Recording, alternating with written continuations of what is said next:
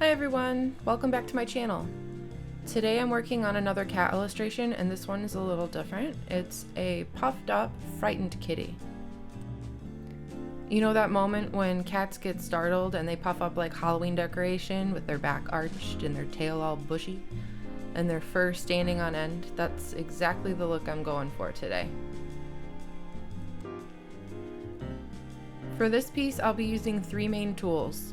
My Bic 2B mechanical pencil to sketch everything out, a Copic fine liner to lock in the details, and then Prismacolor pencils to bring the cat to life with color and shading.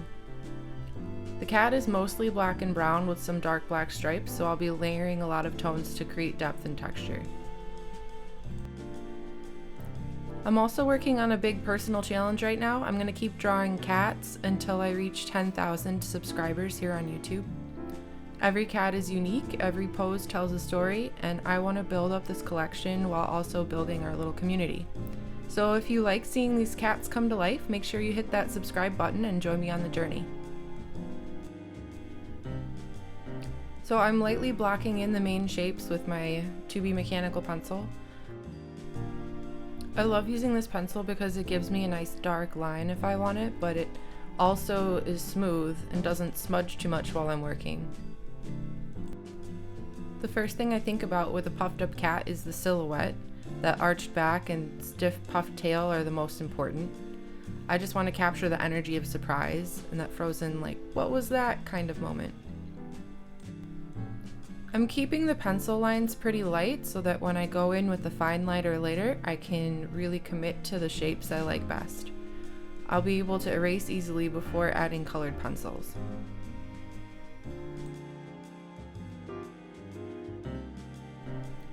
I had some trouble with this front leg, like I couldn't tell by the reference whether it was in front or if it was part of the back leg because of the coloring of the cat. I'll fix it again in a little bit and you'll see what I mean. Now I'm just going in on the face and continuing to refine it and make it look more like my reference.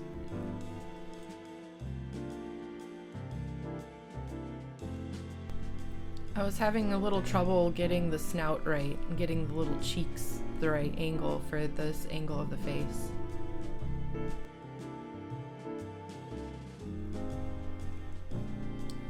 I'm adding a little bit of scruffy hair now all the way around the cat.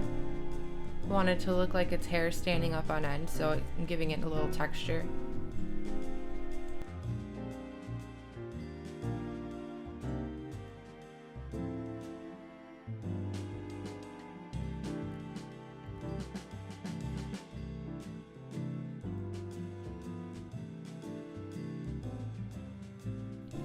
Here's where I was really looking at that front leg. It actually is mostly the front leg, and the one behind it is kind of just poking out a little in the front. And it had its paw showing just a little bit, but most of this was its front leg. It's just the coloring of the cat. It looked kind of confusing.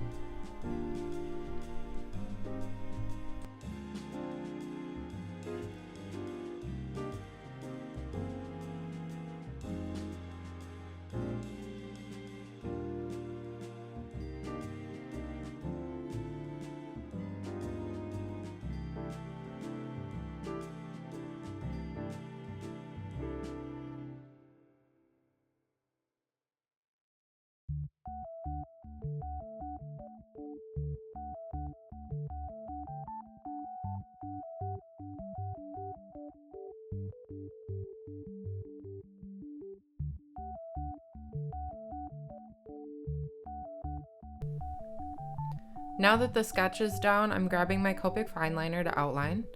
I'm using a 0.3 tip. The step is so satisfying because it sharpens everything up.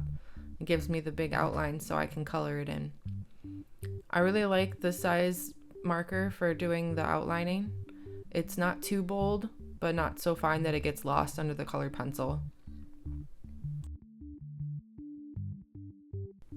As I outline, I focus on giving the fur some texture. Instead of one smooth line, I make the tiny jagged edges, almost like little tufts, to hint at the cat's fur standing on end. And around the tail, I exaggerate those strokes even more so it looks extra bushy.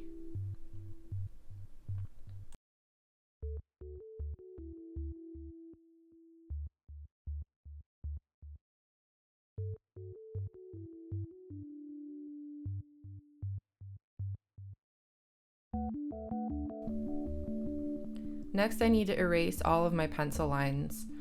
It's really important to erase all the pencil lines because if you have graphite on the page when you go to do your colored pencil, it will smudge it out everywhere. So definitely erase all of those pencil lines before coloring.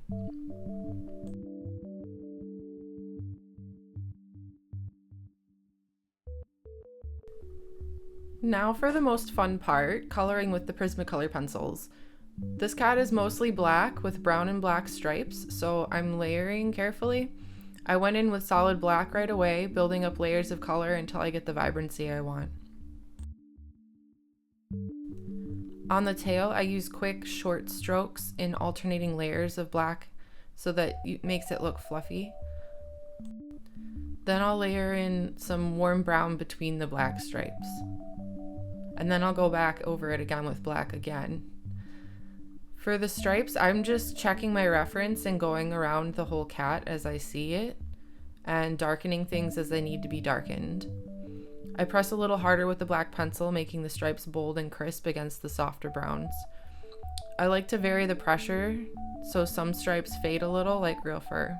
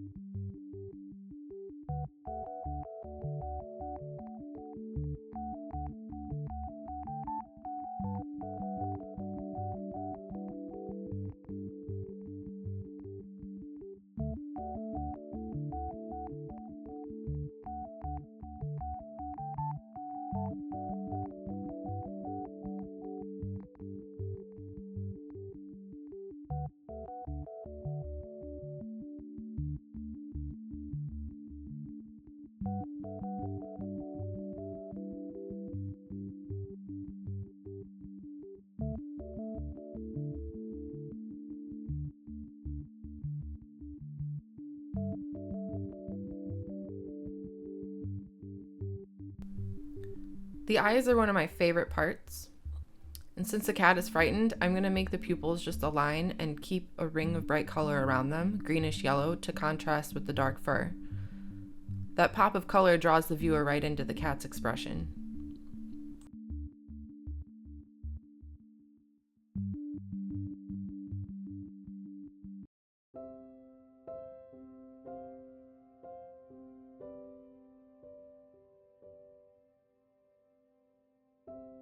I kind of like the way it looked in just black and white, but my reference had brown, so I decided to add the brown.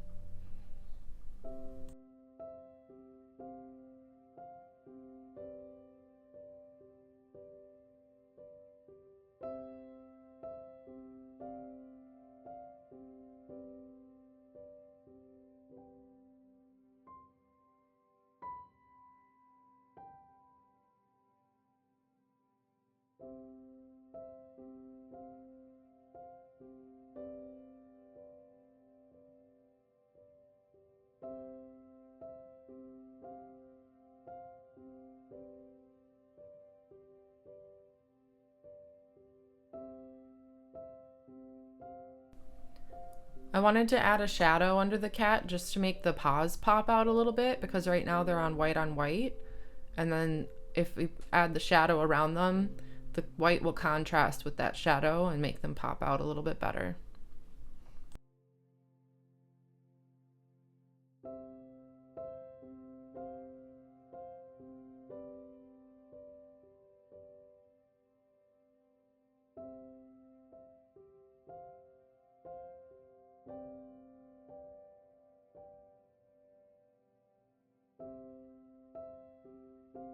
I noticed that when I added the brown, it kind of evened out all the striping tones were like kind of muddled together, so I wanted to go back in with black and really add those stripes back in so you can see them. While I'm finishing up the coloring, let me tell you a bit more about this 10,000 subscriber cat challenge. The idea is simple. I'm going to just keep drawing cats, different breeds, different poses, different moods, until we reach 10,000 subscribers here on the channel. Each cat adds to the collection, and each subscriber helps push this project forward. It's a fun way to challenge myself and to improve my art, but also a way to make this channel into something bigger, something that grows with your support. If you've been enjoying watching these cats come together, I'd love for you to subscribe and be part of this journey. You can even leave suggestions in the comments for what cats you'd like to see next. Maybe a sleepy kitten, or a regal lion, or even a silly cartoon style cat. I'm really happy with how this turned out. The frightened puffed up pose has so much character, and the mix of black and brown fur with the bold stripes give it texture and life. I think what I love most about drawing the cats is how expressive they are, and every single pose can tell a whole story, whether it's playful or grumpy or calm, or like today, a surprised, ready to bolt cat. Thank you so much for hanging out with me while I drew this one.